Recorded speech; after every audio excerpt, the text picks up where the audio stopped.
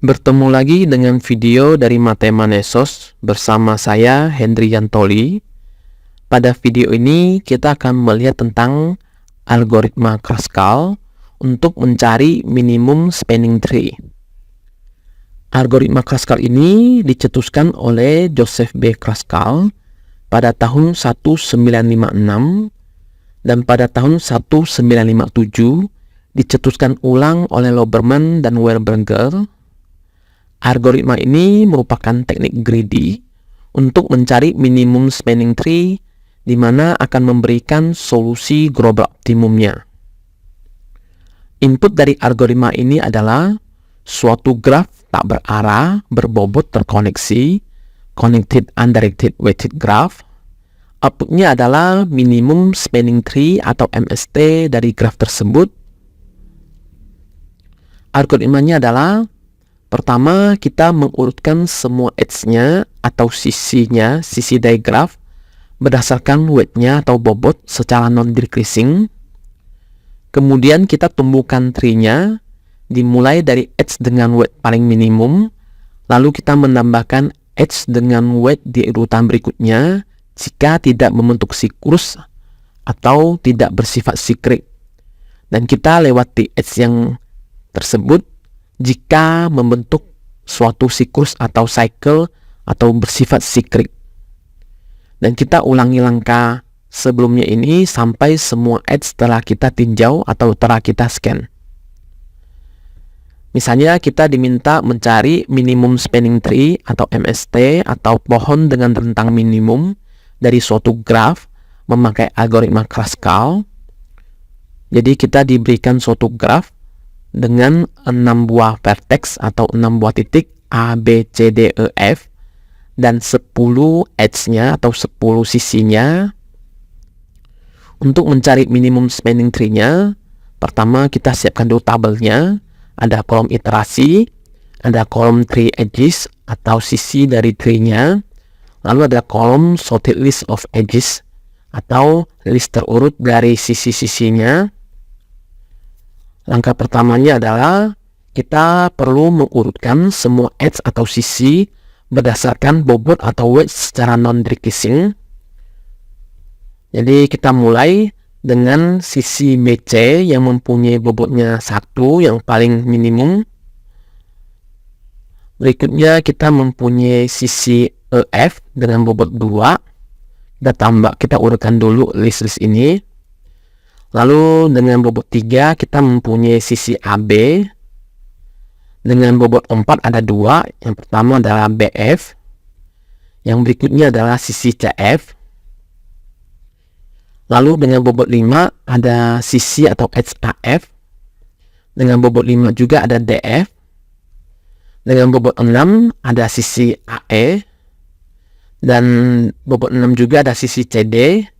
Lalu yang bobot 8 ada sisi DE.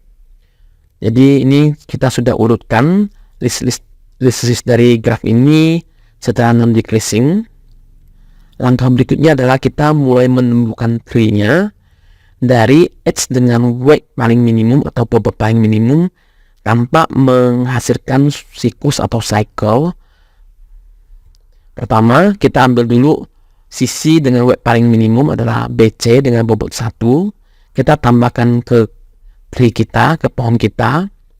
Apakah dengan menambahkan BC akan menghasilkan siklus atau cycle?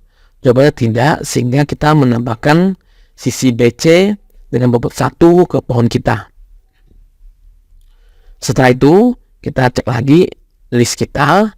Di urutan berikutnya ada edge dengan bobot 2, EF.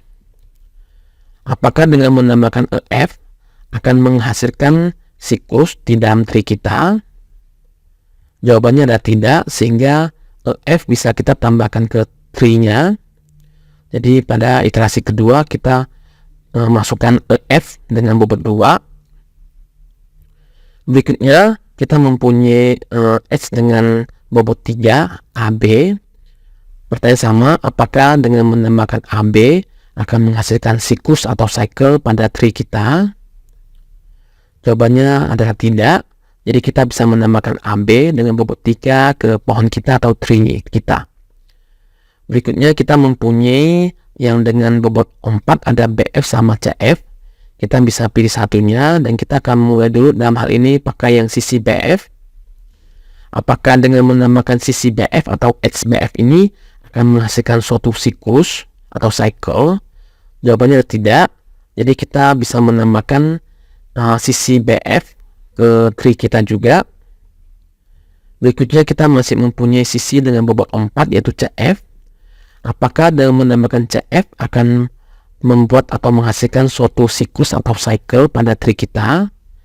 Jawabannya adalah iya, akan terjadi suatu siklus atau cycle BCF, sehingga sisi atau SCF ini tidak boleh kita tambahkan ke pohonnya atau ke tree-nya.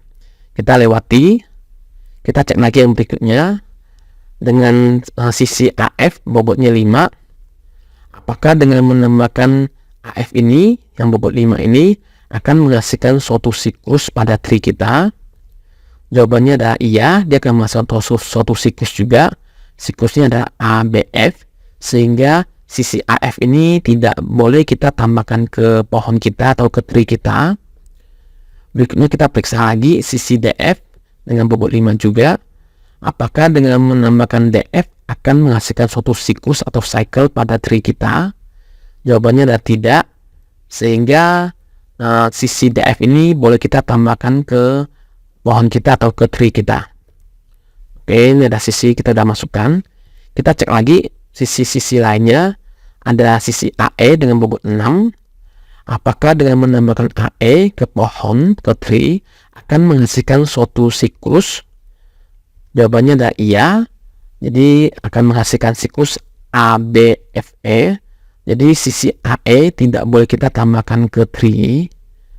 Kita cek lagi H berikutnya, CD sama dengan bobot 6 juga. Apakah dengan menambahkan CD akan menghasilkan suatu siklus pada tree? Jawabannya adalah iya. Siklusnya adalah BCDF. Jadi kita tidak boleh menambahkan CD ke dalam tree juga. Terakhir kita mengecek apakah menambahkan sisi DE dengan bobot 8 akan menghasilkan suatu siklus juga. Jawabannya adalah iya. Siklusnya adalah DEF. Jadi sama, sisi DE tidak boleh kita tambahkan ke tree-nya. Setelah kita selesai meng-scan semua edge yang ada 10 edge-nya, kita telah mendapatkan minimum spanning tree dari graf yang diberikan, di mana edge-nya adalah BC dengan bobot 1, F dengan bobot 2, AB dengan bobot 3, BF dengan bobot 4, dan DF dengan bobot 5. Demikianlah video ini. Terima kasih telah menyaksikan, dan sampai berjumpa pada video Mathemanesos yang lainnya.